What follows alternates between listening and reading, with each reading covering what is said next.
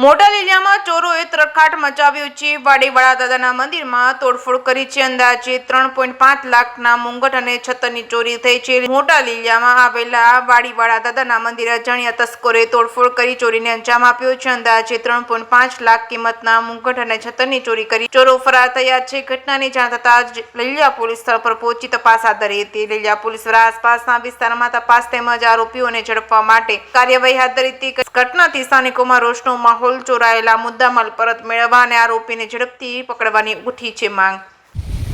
આ બુહા પરિવારના ઈષ્ટદેવ હનુમાનજીનું મંદિર ત્યાં દાદાવાડી આજ ચોરી થયેલ છે। એમાં મુંગટ, સત્તર અને એક તેલનો ડબ્બો એટલું ગયેલ છે।